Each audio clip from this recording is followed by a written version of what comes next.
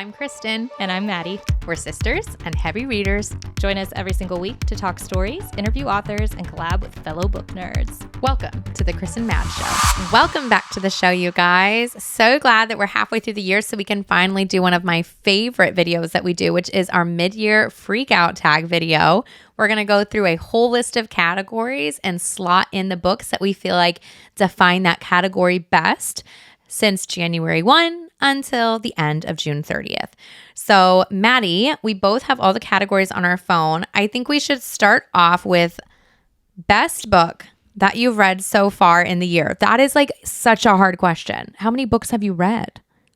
I think I'm in the 60s. Jesus. Yeah, so it was difficult. I'm not going to lie. It was difficult. I feel like it's actually such a gimme. Like, I think I knew at the beginning of the year, because I was finishing this series, that this book was probably going to be my best of the year.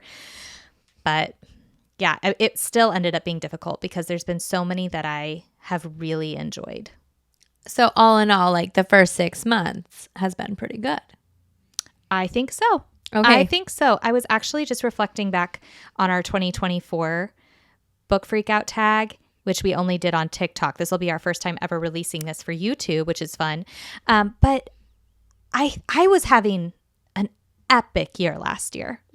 Absolutely. So it's like comparing the two, like his 2025 better than 24. Hard to say. I don't know. I mean, last year I had Sword of Kaigen. I had The Faithful and the Fallen. Oh, sheesh. It was a great year. Well, I hope at the end of this year you feel like it was better. I know. I'm always trying to top myself every single year. I feel like I could guess. I didn't even see your list, but like I feel like I could guess some of yours. So should I guess first and then you tell us what the answer is? Sure, and I'll guess yours. Okay. Your best of the year so far is the last book in the realm of the Elderlings. Correct. Your Your best book of the year is either Royal Assassin or Our Infinite Fates. Our Infinite Fates. We know each other so well. Okay, so why would you say above the rest this one rises to the top? I think that Assassin's Fate is the best book in the realm of the Elderlings because it has the most payoff and it has the most complicated, but it's not really complicated to understand. It's just like it's very detailed. It pulls together so many details from the series. So there's so many, like all of the characters, all of the main characters from all 15 books are incorporated in some way, and they all kind of end up having like a beat or two that's like a very satisfying little bow to their arc. And then there's just so much mystery in the realm of the Elderlings. There's so much you don't know as you're reading that kind of just keeps you on the hook. And it's just kind of finally explained. It's finally given to you. And it's really satisfying. It's really emotional. And it just has powerful themes. It was just fun from beginning to end. I mean, at that point, you've invested so much time that every page feels like a gift. You're just like, and you don't want it to end, but you also just like do desperately need answers. So it just delivered. It just delivered from top to bottom. This makes me so excited as I am on book 4 currently of the realm of the Elderlings. And I'm like, okay, so when I get to book 16, it's going to be worth it. Oh, yeah. I do think that both of us, like if you're new to the channel and you're hearing us talk about Realm of the Elderlings, I think that is like one of the biggest crossovers of our taste, where like we both align so heavily, that and things like Lord of the Rings. So that was an obvious one for me, I feel like. Yeah. I just don't know if I've read my best book yet this year. I was looking at like my top books that I rated the highest, trying to pick which my best of the year was. And it's so interesting because none of them felt perfect to me. So I think I haven't read my perfect book yet. Last year, my perfect book was Blood Over Bright Haven by M.L. Wong and Sword of Kaigen. So this year, I'm giving it to Our Infinite Fates for one major reason. My favorite category when I'm reading books is personal enjoyment.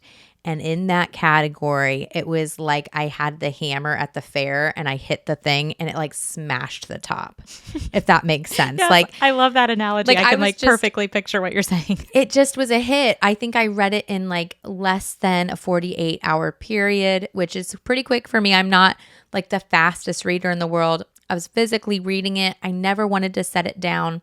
And I think it made me feel not only like kind of like this budding old romance, which I really love, but it kept me really interested in the timeline and the different places and locations in history that you are traveling to. If you've ever read The Invisible Life of Addie LaRue by V.E. Schwab, I loved that book. And this felt like a lot of those beats within it. I also just think when I'm reading a book where each chapter is like and then you're like, okay, well now I have to jump into this next section. The way it was set up just felt like the TV shows that you just keep watching and Netflix is like, are you still there? Like that was happening to me as I read it. So I think just like on a momentum, plot, and enjoyment level, it was very high. I don't know how to get more of this in my reading. Hopefully I can get it in the second half. But I want more of those like history heavy romances with a time travel. Like I need that specifically.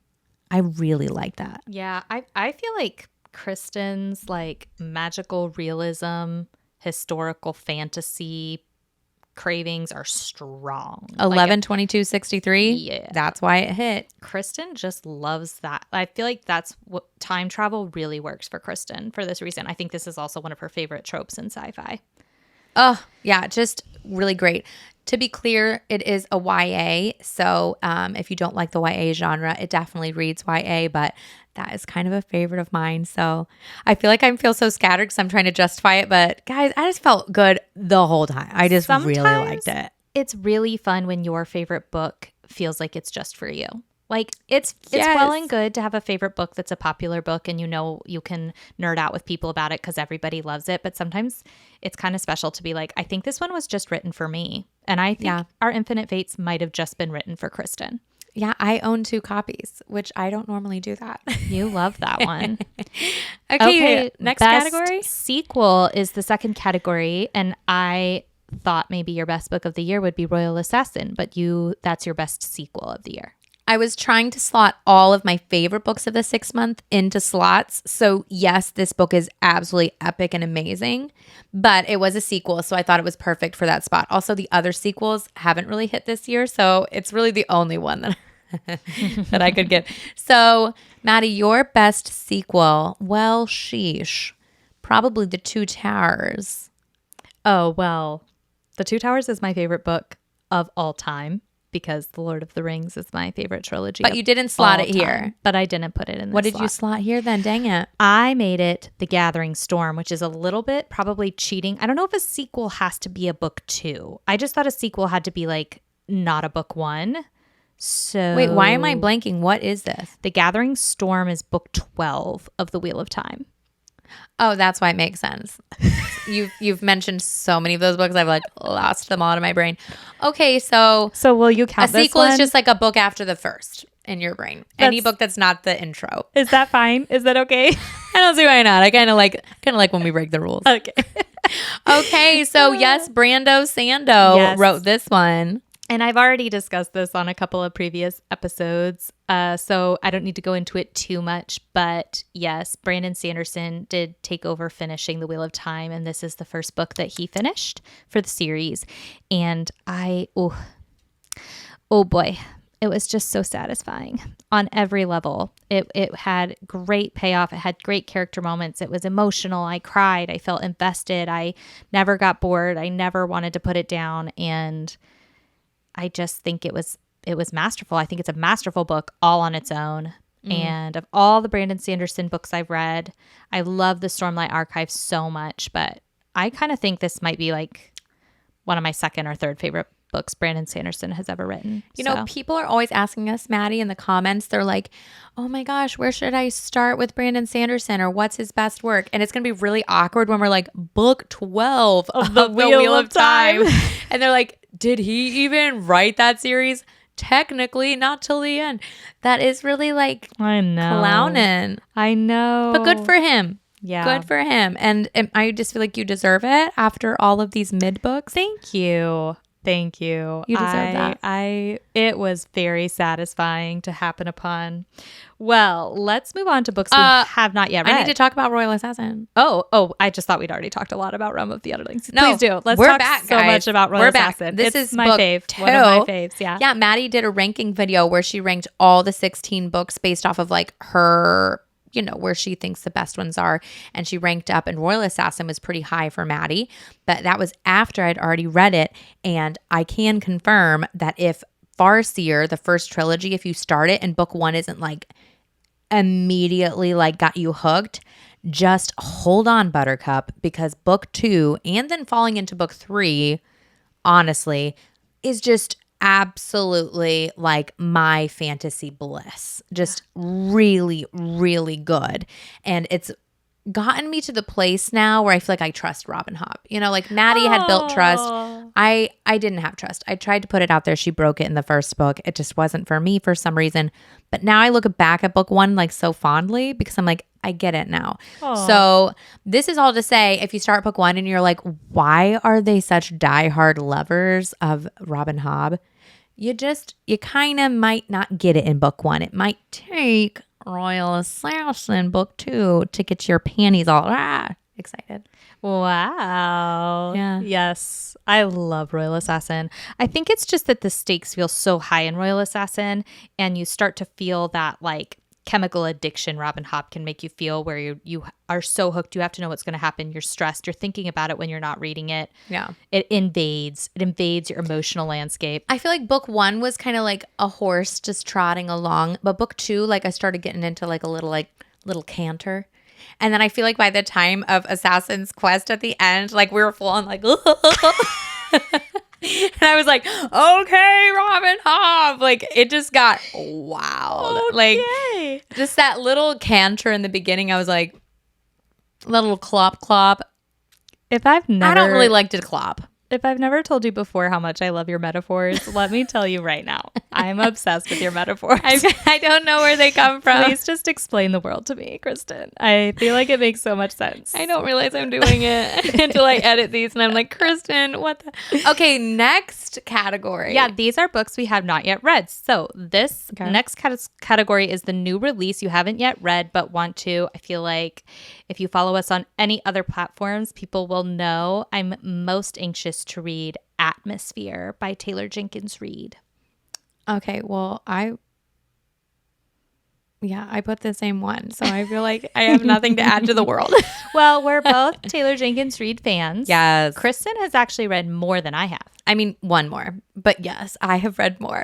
I'm well read. Yeah, in Taylor Jenkins Reid. Yeah.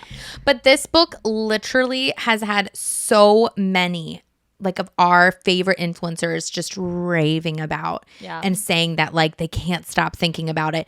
And I think that as an author, she does have a way of making you so sat in whatever atmosphere that she creates. Yeah. That like I'll never forget how it felt to read Daisy Jones in the Six. Same. And that show, which I don't think you've watched yet. No. Yeah, I feel like it enhanced it. There's so much music in that book. Yeah. But like she literally wrote music. Who is she? Tolkien? Like Literally. Music in her books. I So good. just am so excited because Apollo 13 is one of my favorite movies. I loved the film Hidden Figures. I just feel like anything to do with like NASA, astronauts, the part of astronauts that is not actually in space, but is just like working on space problems. I don't know. I don't actually know anything about the book except that it's about female astronauts. So I'm leaping to many conclusions, but I'm just feeling like it's going to be up my alley. It's a trusted author. I'm hooked on the idea of female astronauts. And as I said, some of those films are my favorites. So I'm ready. And I just think it's going to happen this month, actually. I think the crew is ready too because me and Maddie aren't buying any books right now to add to our physical TBR. We're going through our physical TBR. Yeah. It's been difficult. And so somebody in our Patreon sent me the ebook, which is now on my Kindle. generous. And then someone else in our Patreon sent me the physical copy. So I have no excuses now. I mean, I basically just need to add it to my physical TBR wheel, but I don't want to because I don't want to wait till the wheel gives it to me. I just want to sprinkle it in when I have time. So just find like one that you can DNF and then slot it in that week. I'm kind of hoping it's going to just happen in July. I'm just going to make some time for it because I'm so excited. Yeah, everybody just needs to like let you read for a day. I will tell everybody like don't bother her. Most anticipated release for the second half of the year. I think we have the same one. Okay, 1, 2, 3. The Strength of the Few. Yeah, James Islington.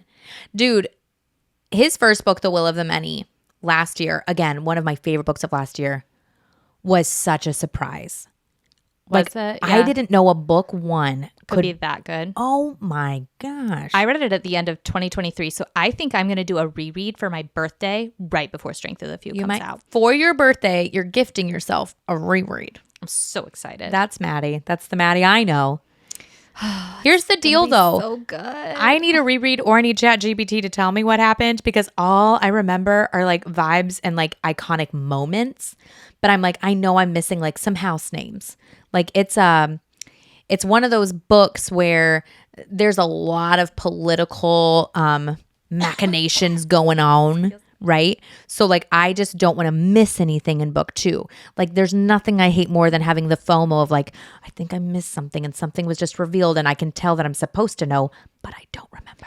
I really remember the meta plot very strongly and the magic system and the political structure, but I am missing some character names. That's true. And I remember that the end is such an acid trip. Yes. That now that I've read all of the Lycanius trilogy, I feel like it's like a small play for James Islington, honestly. But I need to get real solid in the drop that happened at the end of the book so that I can hit the ground running in book 2. Okay. Well, how about you do the reread and you give me the footnotes? Yes. Oh my gosh, why are we singing? Okay. Biggest disappointment of the year so far. I hate this category. I hate talking shit. I feel like you had several you could have slotted in here, though. Sure did. Sure did. The problem is the hype. The problem is books that are overhyped. And so it might not even be that you end up giving it a super low rating. It could just be that it's like, if you give something a 3-star and you really thought it was going to be a 5, that could be a big disappointment, which doesn't mean the book is bad. It just means it really did not live up to the hype. It's like, oh, this wasn't written for me. I thought it was, but it wasn't. Especially when people like wreck it to you like, oh, it's just so, Maddie, you just go first.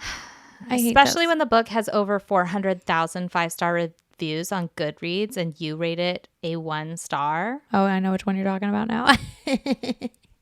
Especially when it's like a tenet of your genre and everybody is like, this is the one. Whoopsies. And you're like, why? Especially when it's 1,000 pages long. Could it be The Wise Man's Fear? By Patrick Rothfuss? It sure is. I wanted to be like, I'll take The Wise Man's Fear for $300K. Listen, I wish someone had even paid me $5 to read this book. It would have felt less of a waste of my time. I was so disappointed in this book. I rated the first book, The Name of the Wind, 4 stars. Okay. I had a really good time. I built up an appreciation for Patrick Rothfuss's writing, his prose. I enjoyed his consistent pacing. I enjoyed his poetic vocabulary. I enjoyed how much I felt immersed in the world and dropped into the world. It felt like my favorite type of like video game setting. It just felt it was like Dungeons and Dragons or something. It just felt like the quintessential fantasy world and it was so cozy.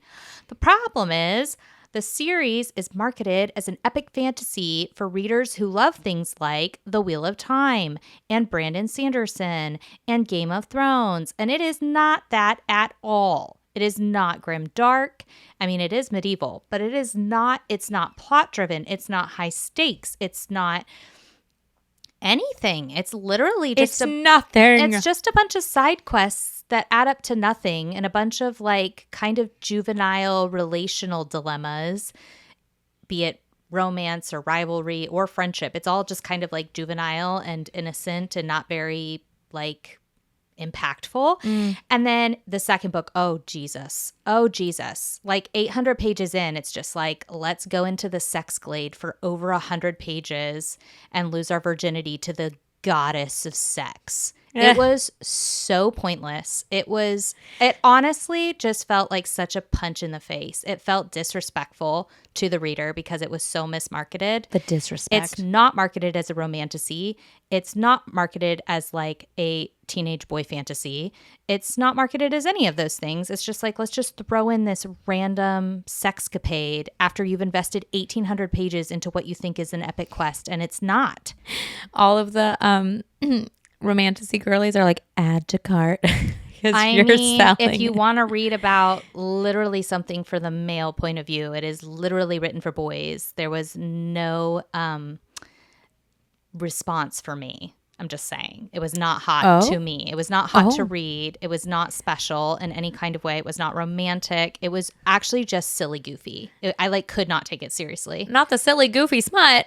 It was so weird and cringy and awkward and awful. The whole thing, it was just dumb. I feel so on my own over here in the corner because did I mention 400,000 5-star reviews on Goodreads? I'm just like, why? Sometimes I wonder, and I'd love to hear you guys clap back in the comments, but like, do you feel like when you notice you read a book and you feel a certain way, and then you go to Goodreads or you go to Fable, you go to like Storygraph, wherever you're going to review, and you see it's average, and you're like, am I an outlier? Like, you kind of feel on the outs a little bit. Do you think people inflate their ratings? I don't know if they inflate them or if they just feel like it's like an identity rating. Like, I want to be the type of person who likes this. Yeah. Or if you invest so much time that it literally, like, you almost trick your brain. Like, you get enough momentum in something that if you finish a 1,000-page novel, it's like you feel like an idiot if you rate it 1 star. Yeah. That was me. But like, I'd rather be honest and feel like an idiot because I wasted my time than lie and say that it was good when it wasn't. I just thought of like so many more books that I feel like I should say disappointed me. Oh, but I'm Kristen supposed to can give you the list. No, go ahead. How about I'll talk Save not a lot people. about them, but I'll tell you. Okay, so I started Zodiac Academy last year, and the first 3 books were like such a party. I had like such a good time. What a great time. I love an academic setting, and I love a little bit of like, enemies to lovers, all the tropes. It's just fun. But then there's like a spin-off, and I had watched a video that was like, don't go on in the main series until you've read this spin-off. Like, you'll want to read spin-off. But the spin-off was 5 books. And like Zodiac Academy is like not really short. Like, I think if I remember correctly, The books are like 800 pages long. Yeah, they were like 600 to 800 pages. And I was like, 5 600-page books ain't a spin-off, but whatevs. It's called Ruthless Boys. Book 1, I was like, I could get down. This is fine. Like, it's fine. Book 2, I was like, it's getting a little weird for me. By the end, I was like, oh my You were baby so Jesus. mad. You were just like, Yes. no. And I'm just such a finisher. And I was like, I'm already in this and I want to get back to the main series. So that was just a whole hullabaloo. It's Such like, a waste I would of time. totally like maybe read book 1 of the spinoff and then just like literally read spoilers online and then get back to the main series. I haven't yet to go back to the main series because I'm literally still butthurt over that. And then I really, really was bummed out by Murder Bot by Martha Wells. Oh. I was so excited because I got to watch like the first episode pilot. We got like an early access and I felt so special. And the first episode, me and Maddie, like it ended and we looked at each other and we were like, okay, yeah. And it's so popular. Like, it's so popular. And I honestly haven't met a sci-fi I don't like. So I was like, okay, well, let's go. I read book 1, which is like literally so short. And I was like, wait, what? The way I just didn't care. No, I was like, okay, I guess they're short. So if I wanted to up the books I read this year, which I do not care about, I could read these. So I literally bought them on the Audible sale. And I'm just like keeping them in my library for if I ever want to, but I've had zero desire. And then, guys, I wasn't planning to talk about this, but I read Dungeon Crawler Carl. And I was so excited. When I tell you there's never been cover art that is so Kristen coded ever. It's true. Like the names. Okay, now I'm not saying it was all bad because there are certain parts of it that were very funny. A lot of it, I was like, I would rather be playing a video game. Right. Because I felt like our dad loves Dungeon Crawler Carl, though. I know. So that's the best thing that came out of us reading that Yeah. is he just got so excited about it. like I'm not saying I'll never read another one, but as of right now, it's like a 2% out of 100 desire. Yeah. Bummer, man. Bummer. I will say the thing about Murderbot and Dungeon Crawler Carl is I think they have like cult followings because they're original, and I Very. can appreciate that. Like I like Murderbot the character, and I understand why everyone's like, we love the audiobook so much. Same with Dungeon Crawler Carl. Like the audiobook narrator just brings the characters to life Yes. so much. And Princess Donut and Carl are such a unique mashup. They're such Yes. a fun duo. And I get that. Like I think that the characters in both of those books are great. So if you read for characters and you just want a character you're going to love, who you're going to remember, and For who's going to sure. stand out to you, I totally get why they're popular. But I do think that Kristen and I like plot. Kristen's an even more plot-driven reader than I am. Yeah, I'd say. And I just am an earnest person. I just like serious, and Murderbot and Dungeon Crawler Carl are very unserious. I literally love silly. The only parts I liked to both of those is there was like some good jokes. Like literally Dungeon Crawler Carl, I was laughing, but I was laughing less than people made me feel like I was going to. It's like But that in expectation both of fall these- down. In both of these stories, like in Dungeon Crawler Carl, it is literally like a story of survival, and Murderbot is literally a lethal weapon. And I'm like, okay, so these are like high stakes things, sort of, but then the story is so not serious high stakes at all. I don't know. I'm kind of embarrassed. I feel a little insecure about this. I feel weird that we didn't like them too because they are so beloved. But I feel whatever. like people are going to be like, I think we have can't trust them because these books are great. And I'm like, Let's just move on to something more positive. Yeah, why did stupid question? Okay, so the next question is, what was our biggest surprise? Oh, I love a surprise. What was yours? Mine was The Outsiders by S.E. Heaton. This is a classic that everyone and their mother has read except for me.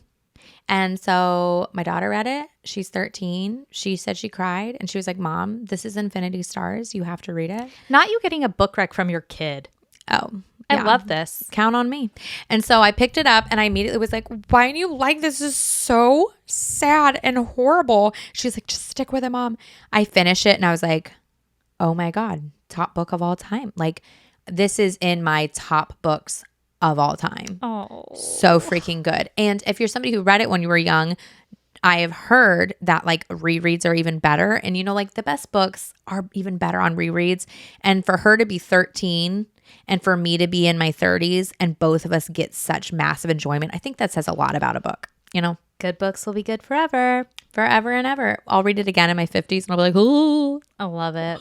Okay, what was my yours? biggest surprise was This Is How You Lose the Time War by Max Gladstone and Amal El-Motar. I knew people loved this. I also knew that it was confusing. I didn't know that I was going to feel so like gobsmacked by the beauty of it. Like it was just so beautiful. You It do was- love a beautiful thing. Oh, it was just gorgeous. It was gorgeously written. It was so unique, but it also had for me a very satisfying thematic closure. And I think because of how wonky the narrative structure is and how unconcrete it is, it feels like, oh, is this going to be like a story with a satisfying plot? Because what is the plot, right? But then it did. It had a great twist. It had a satisfying conclusion. It was thematically potent. I adored it. I adored it in a way I didn't know I was going to adore it. So it was a great surprise. I'm very excited to reread it, actually. I feel like you are such a weirdo for how obsessed you are with this book because I feel like you have to be a weirdo to like appreciate it because it is not formulaic. It's not like other books. No. It's like willing to like break so many rules. So like when it comes to weird books, like Maddie is a weirdo. She loves that. It's art. I love it. It's art. It's weird art and she's here for it. Okay, so Oh, this is fun because I think we have the same one. new favorite author, debut or new to you? So ours is new to us. Yeah, not really new to the book world. Maybe not. Ready? 1, 2, 3. Stephen King. Ah, my new bestie. Because 11/22/63 knocked our socks off. What Like a book. Whoa. We did this with our Patreon book club. Every single month we do like a page to screen. So we like read the book and we deep dive every week in a video and talk in the comments about like how it's going, what our predictions were. It was really fun to see the like crazy predictions people were having because, you know, he has like a very like mystery thriller style. And then we watched the show that was made and we talk about that. And I feel like together it was so iconic for our club. Like many people are fans of Stephen King, but many of us have literally written him off entirely. Well, we had, just because he's so popular for horror and we don't love horror or thrasher stories, films, that kind of thing.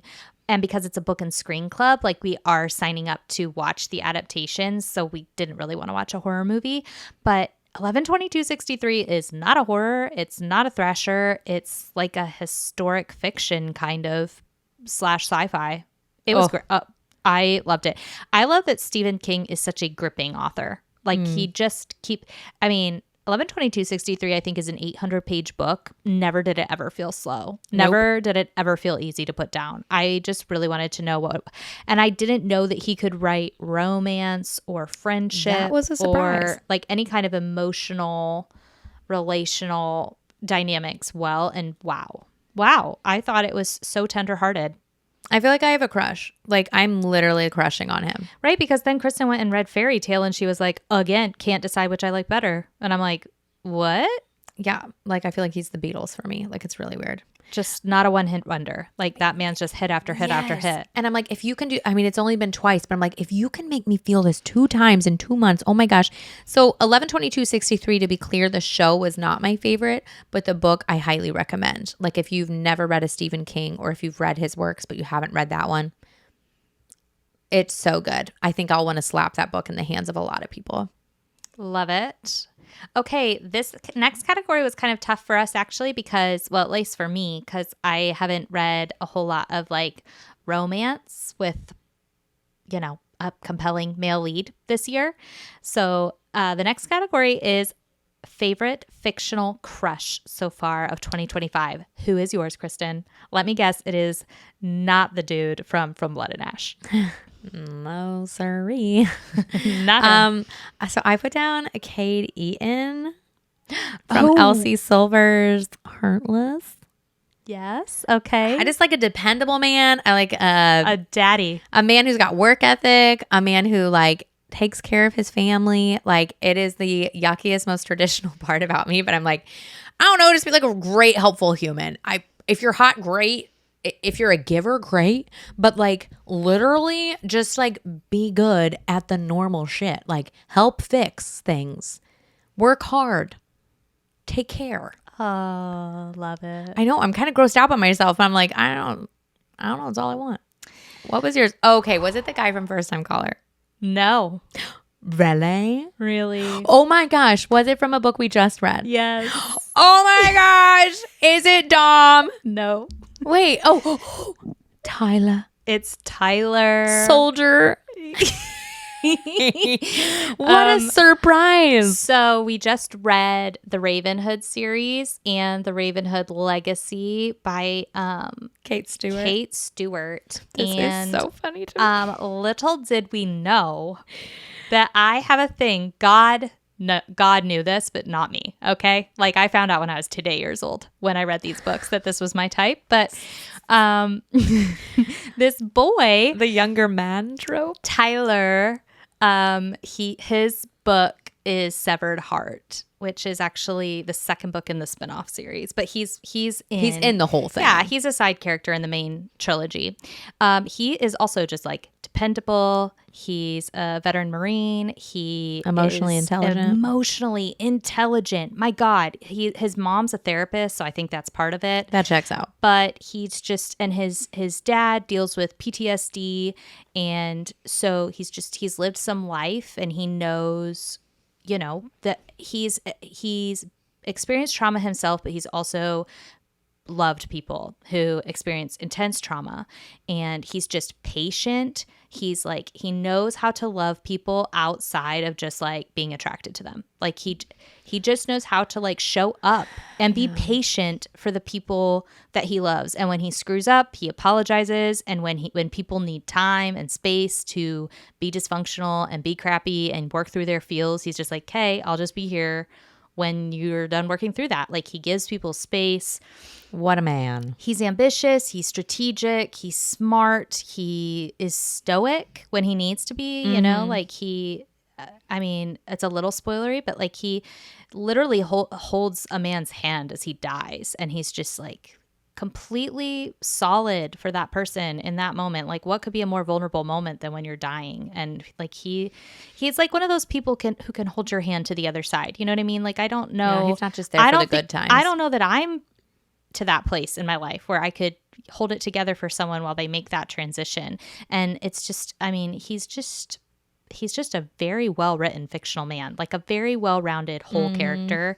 And he's also got a non-cringy, somewhat filthy mouth. He knows what to do with it. He's good with his hands. He's demonstrative when he needs to be. Like when it's time to get hot and bothered, he will make you hot and bothered. So that's great. That scene where he literally just picks her up and carries her to the bedroom, weak. I cannot. Weak. I'm like, literally, what is it about being carried? Like 10% of his character is this like part of him that's very physically but when he gets affectionate. it. But when we get there, it's also satisfying. So it's not like he's just satisfying like on paper outside the bedroom. He's also wonderful for that little sliver of your life that you want to be wonderful. So anyways, that's my man. Yep. You know what this is actually making me think about? Thank you, Kate Stewart, for giving me that man. I think when it comes to you and I and like our quote book crushes, which I feel like we have less and less, we have matured. When we do have one, I think both of us are incredibly drawn to a very verbal man.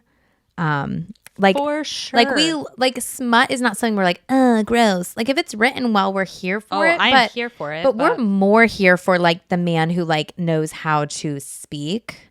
I mean, both of these men have been written by women, so that's but I do like a character. Like there was a time that I really appreciated like a silent, angsty guy, and I think there's something to be said for the man who thinks before he speaks, but I still want a man who fucking speaks. Yes, especially in my ear.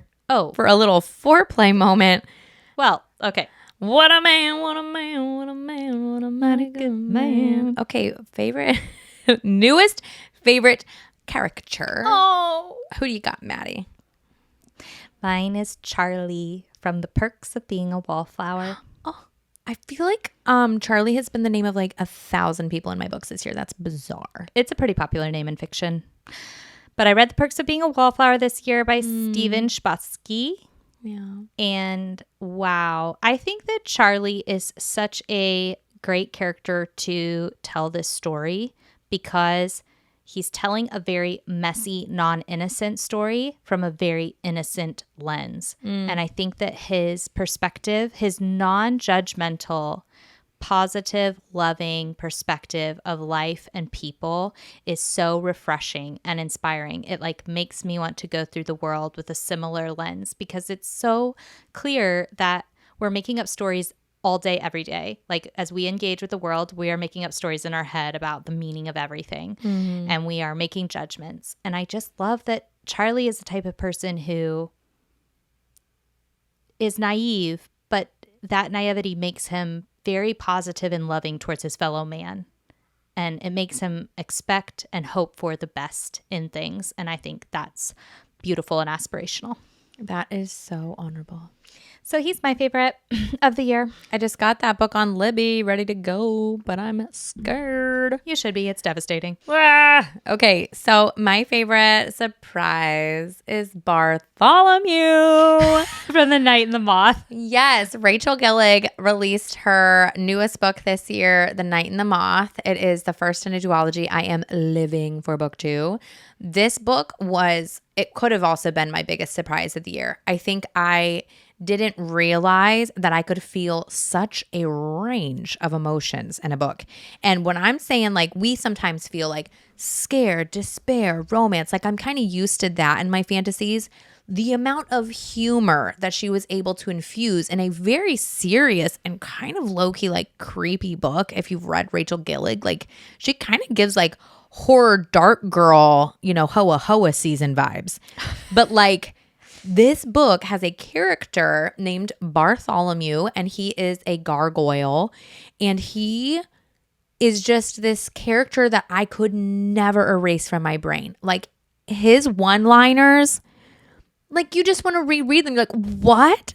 Are you serious? Rachel Gillig has got to have like a strong comedian string that she's just starting to play with. She's just got the humor. It's like on the down low. Oh my gosh, I just am obsessed. And one of our friends, Smitty, online, he has a great channel with Book Recs. When I saw that he was reading it, I was sad. I was like, I want updates of everything because that book is so like iconic when you're reading it that like you can't help but share. You can't help but share. I want everybody to read this book, and I want a gargoyle tattoo stat. I love this for you. Oh, I can't wait till you read it, but I can't decide if I'm like, just wait till the next one comes out because like, I wonder what that would be like. I'm in no rush because good books are good forever. But it's so good. I believe you. I actually broke my wheel week 1 to buy this book. I know. I didn't break it, but we were like, if you buy a new book, you have to read it like right away, right? Like you can't keep it on your physical TBR. I grabbed it. I was sat. I read that book. No crumbs left. I was just like, wow, that's an option for reading. Why do I ever read crap? I love this. She set a bar. I think she's my favorite romantasy writer. Step aside, SJM. Wow. Not sure. Throne of Glass SJM is my girl, but you know what I mean. Okay, do we move on to books that made us cry? There were a few for me this year. What are you putting as your top one? I mean, yes, I've had several that made me cry. But as we said in the beginning, we were trying to include all of our favorites on this list in one category or another. Yeah. So I put in the Licanius trilogy by James Islington. I didn't realize that made you cry. Oh, yeah. The third book. Real? Whoa. For reals. It was so good. Okay, the third book in the Licanius trilogy by James Islington. This is on my wheel. I hope I get it. I really hope you get it too, and I hope that you love it as much as I did. I think that the thing about the Licanius trilogy is it is not one that you want to read while you're reading other things, and it's not necessarily one that you want to like only half listen to. You know what I mean? You kind of got to lock in and focus because it's got timeline things going on that you have to pay attention to, and it has a lot of different characters that you have to memorize and understand where and when they come into the story so that you don't get confused. Oh, we might have to do a deep dive every week for me. No, I just keep some notes, lock in, stay focused, be consistent, don't do it over a long period of time. Just like focus on it when you're focusing on it. But yeah, it had a very emotional ending and I loved it. I was reading it at a time when the Wheel of Time series was slowing down. And so it was just what I needed. I was just like, this is everything I want the Wheel of Time to be. Oh my god. In terms of like pacing and grip, and it just was so hard to put down. It was great. Well, this is so hard, Maddie. I'm just remembering have a lot of books made you cry or not very many? I would say a lot made me cry for a moment, but I think the one that was maybe like the hardest for me, and I think it makes me cry because like of nostalgia reasons, but Sunrise on the Reaping, the newest Suzanne Collins book from the Hunger Games, was highly emotional for me. And like now I'm looking back and I'm like, I think I would have cried at all the Hunger Game books. Maybe I did. But it's almost worser when you're a parent and there's just a bunch of kids getting killed. Yeah. I mean, there's a couple of characters in that book that like for such a short book, I think her writing is just getting better, to be honest. Like I thought she was great in the Hunger Games, but I was young when I read it. And I'm like, this is a good book. I've read a lot more since I read the Hunger Games, and this is a great book. And I cared so deeply, and like what happens in the Hunger Games. So like you care, and there's this like foreboding feeling of like, so we're going to lose them all. Oh. And it's the worst. But I actually loved that book.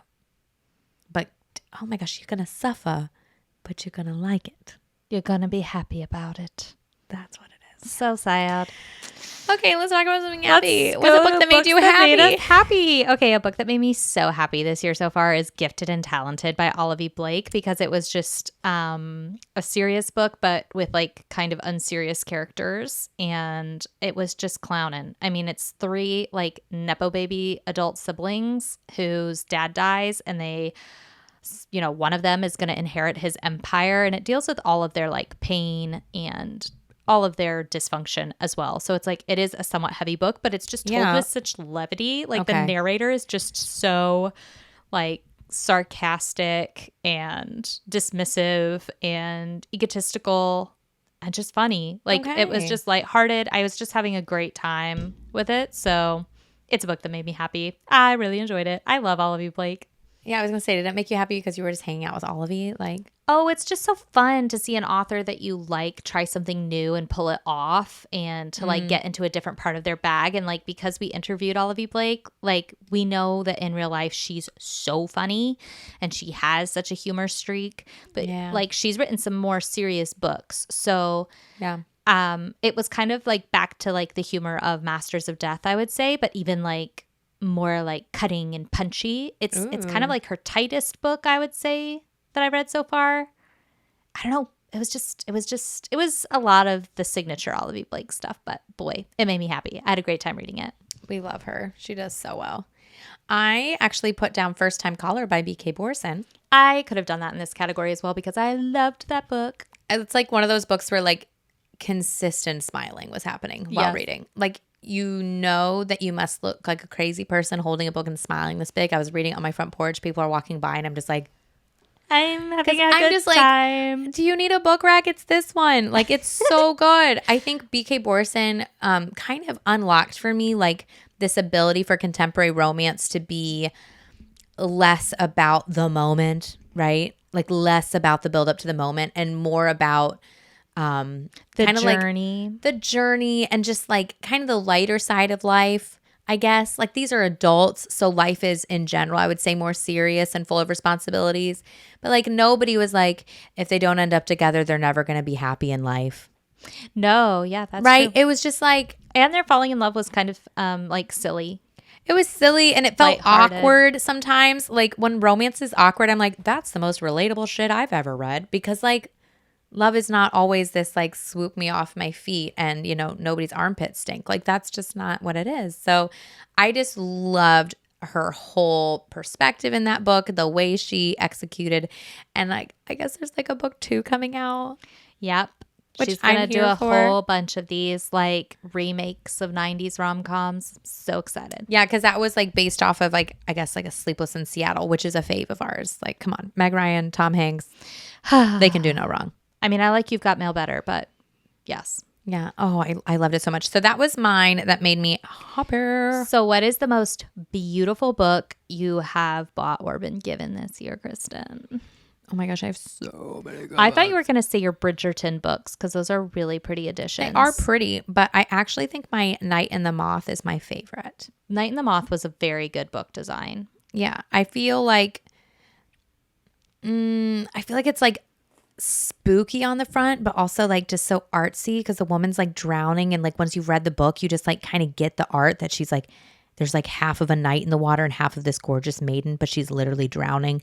I don't know. It's just like really creepy and cool. Like for spooky season, it's facing out on the bookshelf. You know what I'm saying? Yeah. I liked it. My most beautiful book of the year is Death of the Author by Nnedi Okorafor because the book jacket is stunning and has so many little Easter eggs for the book itself. But then the naked hardback is called Rusted Robots, which is if you know, you know. Within a novel. Yeah, it's like If You Know, You Know, and it's also stunning. And then the end pages are gorgeous, just so beautiful. They look like a organic textile of like a bee and a flower, but if you look closely, they're like they look like they're made out of metal, which is so cool. It's stunning on its own, but then once you read it and you go back and you look at the art, you're like, oh my gosh, this is so symbolic. It's so good. So I loved that book. That beautiful work by the design team. Gorgeous. I bet that was hard for you too, because you get a lot of special editions. I do, but I haven't actually bought a lot this year. I do love our Easton Press Lord of the Rings books. Very, very, very much. Yeah, those are everything. Easton Press has the most beautiful classics. Stunning editions. Gorgeous. Okay. What books do you need to read by the end of the year? I want to read Daughter of the Empire by Janie Wirtz and Raymond Feist. It's not like no one's making me. It's just a personal goal. It's just like the one left that I'm very, very, very excited about. Well, and we're starting Game of Thrones next month, so I know. but you don't feel like you need to finish it by the end of the year. Well, it's only a trilogy, but yeah, I was waiting to start it until I had at least finished The Wheel of Time. I didn't want to be reading it alongside another big series. That's a bit too much for the good old noggin. Yeah. Okay, I put that all I want to do by the end of the year. I'm not even going to finish The Realm of the Elderlings because that would be crazy. But I want to continue reading it. And then I really just want to finish my physical TBR. Same. We're down to what, 20? I think I have 21 books left. And I've been doing at least a book a week. I have 20 left. So yes, I think it's very doable. I also want to be done with my physical TBR by the end of the year. Yeah. Well, we've already committed to that. I thought that was already a given. Well, it is a given, but I will tell you, those are the books on my physical TBR. But like if it's a series, I only put one. So like some of mine are like trilogies or even a little more. So I do think it'll take me a decent amount of time, but I'm excited about all of them. I have no issue with DNFing if it's not for me. Because I'm just honestly dying to buy more Stephen King and Taylor Jenkins Reid. I know, it's going to be so fun. I go into the bookstores just to say hi to my future friends. I'm like, don't worry, I haven't forgotten about you. Same. I'm like, good books will be good forever, and I'm coming back for you, baby. Yeah. Oh, I'm coming back for you, and I'm making sure I get the right edition too. Right? Okay. Favorite audiobook? What a fun category. Okay. I chose 2. Which I didn't break the rules for any other categories, I will have you know. Okay. But this one, it's like, I really feel like I want to give it to an audiobook where the audiobook really enhanced the experience. Okay. For me, The Fires of Vengeance is narrated by the most gorgeous vocals I've ever heard. And it just completely pulled me into the world. And I had done the first book, The Rage of Dragons, physically. Like, I'd read it with my eyeballs. And so to hear it, like, it was a completely different and transportive experience. And then I also had to give it to Intermezzo because I had started Intermezzo with the eyeballs, but I was having a hard time sinking into it and differentiating between inner monologue and outer dialogue because of the lack of quotation marks. And then I listened to the audiobook and hearing it narrated with the Irish accents. Oh, so good. So good. And I do have to say, I loved Severed Heart, as we've already mentioned in this video, by Kate Stewart. And it is narrated by it's dual narration, but the female main character is French. And so the narrator did a French accent for all of her dialogue, and it is masterfully done. And I just think audiobook narrators who can master dialects like that, nothing is more like immersive for me than when I'm listening to an audiobook where they really, really get the voice of the character perfectly, and all of those immaculate. Yeah, I can really make or break a book too. I agree. It's like sometimes you just gotta like kind of like flirt with it and see like what's the right fit, whether you start physical or start audio, and be willing to switch and don't quit a book just because like you get the ick from a narrator too. For sure. And I have been trying to read so much more just reading the physical book this year, and I haven't been doing as much audio. So I'm being really picky and choosy when I do choose to do audio, and I want to save those audiobook experiences for those that are going to actually make it even better. I went with Stephen King's Fairy Tale. That was crazy. Stephen King actually has like parts that he does in it. Oh, which was like cool. I think anytime like you can get an author involved is really fun, especially like in memoirs. But Fairy Tale, like half of the book feels like just your normal average life. And then you can read this on the back jacket, but there's like basically like a wormhole to another world. And once you're in this other world where there's like bizarre creatures and you see like the range that this person can like create in your mind, I was just obsessed. Did it feel like you were there? It felt like I was there, and I just was never bored, never slow. Like it was the pacing. I think it's the book was so good, and the audio just didn't feel like I was like missing out. Sometimes when I do audio, I'm like, I wonder if I would have liked this more physical. I did not feel like that at all. I was like, I just did this in the most peak way possible. This was fantastic. Yeah. Love it. Okay, so we have 3 little categories left. So one is what is our favorite reread? Mine was Lord of the Rings. Same with our Patreon. That was the best. Such a peak experience reading it with our Patreon and deep diving every week for 12 weeks. Like, ugh. I just didn't know that like a story that I already knew everything about could like hit me again. I feel like I cried more on this reread, and just you understand more that world is so big and there's so much to it that like I think your first read you're just trying to get the gist of a lot. Yeah. Like the lore is insane for Tolkien. It is so much. Yeah.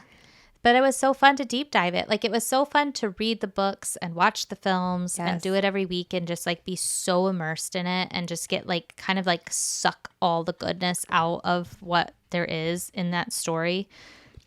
Immaculate, wonderful. I love that we time. both had that. That was an iconic way to start the year. It was perfect. It might just end up being the transcendent reading part of our whole year, even though it's a reread. It's like we don't usually include it on lists because it's a reread, but it's like a duh. Wow, that was fabulous. I love we both had that. Favorite reading moment or memory? Mine would either be that, just doing that with our Patreon was so much fun. And all those videos are still up on our Patreon for anyone who ever wants to go through the series and have like companion guided videos each week. But I put for this buddy reading The Wheel of Time. Even though The Wheel of Time, books 1 through 11, were not like the most peak reading of my life or my year, doing it with my friends has just been so fun. It's just been like such a journey of high highs and low lows and theorizing and trying to keep the world straight and have you found this app or are you using this companion or did you watch that recap video? Like, are we all on the same page? And it just feels like we're just kind of in the trenches together.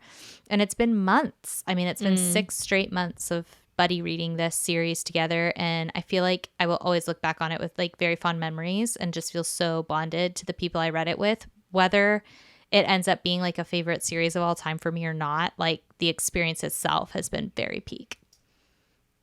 Oh, this is so hard. Oh, Okay, I'm going to give 2. okay. Sense and Sensibility with you and Mom. So fun. On Patreon was just like, I don't know. I think it's like I knew that story, but it just like hit me really hard emotionally. And I have like a whole new appreciation for Jane Austen. It's like I would a core say, memory. Yeah, I think that's when I say like favorite memory. But I think really like iconic reading for me is reading An Ember in the Ashes by Saba Tahir. I've been reading it with like different, I'm reading it with Tessa from Ireland. She went to Ireland with us on one of our bookish trips. And then I've been reading it also with Nav. And she actually sent me this series because it's like her fave. And I don't know. It feels like this thing that I've known nothing about. So I feel very blind going in, but I feel like it's very for me. Yeah. And I'm like, what a surprise. Yeah. So just so enjoyable. I'm finding myself taking my time with it, which is really weird. Like, why am I not just like ready to go on to the next thing? I think I just really like this world. I hope I get more out of the last 2 books. That you're gonna like have this as a series that you came to on your own because of friends that you did with friends. Like I didn't see it. I've never seen it on Book Talk actually ever. Yeah. So it really just kind of came out of nowhere. And I just trusted when somebody said, I feel like I know your taste pretty well. I've been following you for a while. I want to gift this to you. And I was like, oh my God, that's so nice. And then I had another person who wanted to do it, and just having people to kind of dish about. I think buddy reads just for both of us really enhance our enjoyment. It really does. When you're with the right buddies, it can just like really enhance everything. So, well, our final question is, how are we doing on our reading goal, which I think we checked in the beginning, but my reading goal every year I set as 50 books.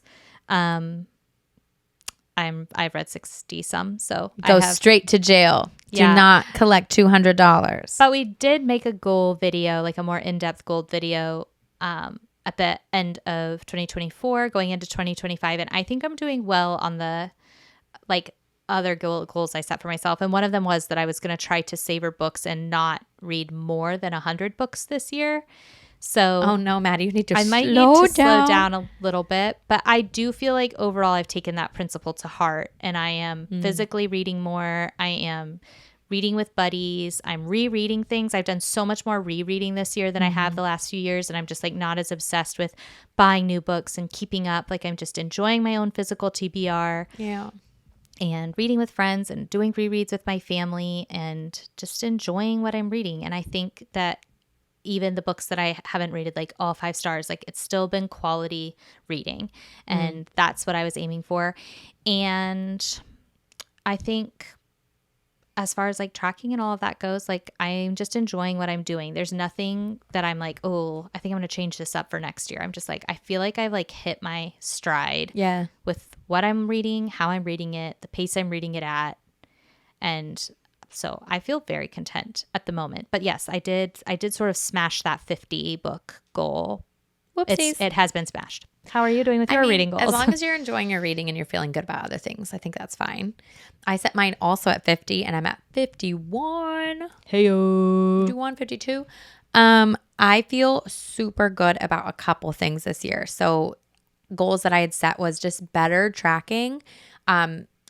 Tracking books, I like tracking things in life, but tracking books has always been kind of hard. And I feel like I've written more Goodreads reviews than ever before. And I've used Maddie's spreadsheet religiously. And it's just tell me how much my spreadsheet is helping you. I just love your spreadsheet so much. It's because it's pink when you cry. I love it. No, it really is pink when you click the book made me cry. You're right. I feel like if I can add a little bit of pink to Kristen's life, she's a happy camper. That's all I need. So I feel like in the tracking area, I'm like, this is working so well, not just for me as a personal reader, but I think it's helped me a lot with creating better content for you guys.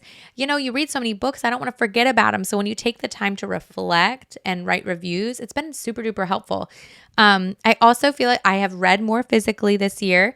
I don't think that audiobook reading is bad by any means, but like I said, sometimes I think I just like get this feeling that I'm like, I think I'll like that better if I physically read it, which usually means going a little bit slower.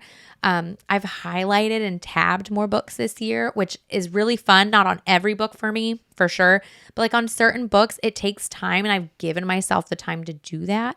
Plus, deep diving on Patreon slows us down and gets us to like really think about what we're reading too. Yeah. And I think something I've unlocked for me this year, and Maddie always talked about it, and I was like, oh, that's good for her, but I probably don't need that, is deciding when I pick up a book, how long do I want to spend with this book? So I can tell myself, I want to read an entire Robin Hobb book over a month, and then I just kind of break it down, okay? But normally I'm more like, I want to take a week on this. I want to finish it this weekend based off of how long it is or what type of book. You know, if it's a mystery thriller, it's kind of fun to binge those and like it kind of enhances your enjoyment. So I've been doing things like when we do our wheel, okay, I want to read this over 7 days. I like use tabs and just separate it into sections. And every day I'm like, just hit that next tab. And I think it's really helped me stay just accountable when I'm maybe not, say, quote, in the mood or life is busy. I'm like, well, I prioritized this, so I'm going to make time. And it's just made me feel like no slog. I think last year I felt a bit of a slog in my reading mood. You definitely did. Yeah, and it ruined some books that I think are pretty epic. I think that our habits this year have completely shifted Kristen and I out of being whatever a mood reader is. Mm-hmm. Like, I think that it's more like, because we have really embraced this mantra that good books will be good forever. It's like good books aren't just good when you're in the right mood. Like, even if you're not feeling a book, I think there's this more transcendent feeling of like, but I know this is good and I'm just going to lock into this. And it's not about like forcing yourself out of your mood. It's just being like, you know what, this is great and I'm just going to get into it. And if you can't, then it's probably an indication that the book is not for you, not that it's just you're not the mood for it. Yeah. And I guess I have just kind of upped my caliber for what I think a good book is, that it's like, I don't think a really great book is just like worth DNFing when you're in a bad mood about it. Like, I don't know if that makes sense. But for the most part, I think you and I, neither of us have really DNF'd based on mood this year. No. And we're not really choosing books based on our mood either. Like, so many of our books are chosen by the book club or by our wheel, and we've just kind of like surrendered that choosing part of it of like, I'll choose what I'm in the mood for. Instead, we're just kind of like, we believe in these books. We made them options for a reason. We put them on our shelf for a reason. And so that's what we're doing. that's what we're doing. And if it's not forced, it's not forced. I mean, I think like when it came to something like Murderbot, like we really stuck with it for a month and gave it the old college try. And I think we just realized at the end of the day, like this wasn't a mood problem. This just probably isn't for us. Yeah, it's just a different taste problem. I have DNF'd more this year than ever before. And I'm going to like 40 and 50% before I DNF. Like I really truly am willing to try audio and physical. I'm willing to really give it. And then when I don't feel guilty. I think there was an old part of me that was just like, I mean, it's just a book, just finish it. Like if it's not for you. And I'm like, no, there are so many incredible books out there waiting for me. So if something's not for me, I don't feel bad donating it to like a little library or passing it off to a friend or selling it to half price books. I'm just like, I'm here for great reading. That's what I'm here for. And I'm very committed to this hobby, I guess, as silly as that sounds. Like, I don't want people to be like, oh, so you're a reader? Like, when was the last time you read? Like, I can tell you about what I read today. And I like that about me. And I don't need to change that about me. But I think I've given myself permission this year to be a very consistent reader instead of being a like, well, I have time sometimes this month. Like, I've kind of just like made it like a daily go-to. Obviously, we do this like a job. So like we do set aside time. But even looking back at the last 2 years when we were creating content, I was way more like I read really heavy and then I don't read for a couple of days and I read really heavy. And I'm just a little bit more like, it's just more of like a daily habit now. Yeah, it's kind of like I hit the gym and I read my books, and it's actually made reading just like, it's just never a chore anymore. It's weird because you do it daily, almost like a workout, but it feels like it's just easy. Reading this year is just like easy. Yeah.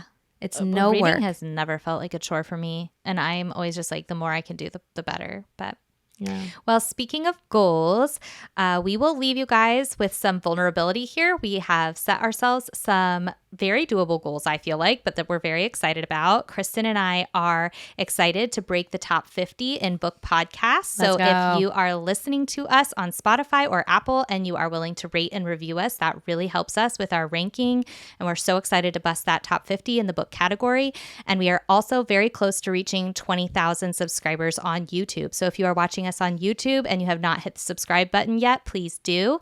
And we are so excited to hit those goals as a community and just keep bringing you guys the very best of the best and keep growing in what we're doing and bringing you guys the best book content that we can as we grow as readers and content creators. And if there's anything that you guys would like to share about with us about your mid-year, we're so excited to hear best books you've read, biggest disappointments, just maybe a really fun core memory you guys have had so far this year. And we're very much looking forward to the rest of what 2025 has for us. So we will see you guys in the next episode. Bye.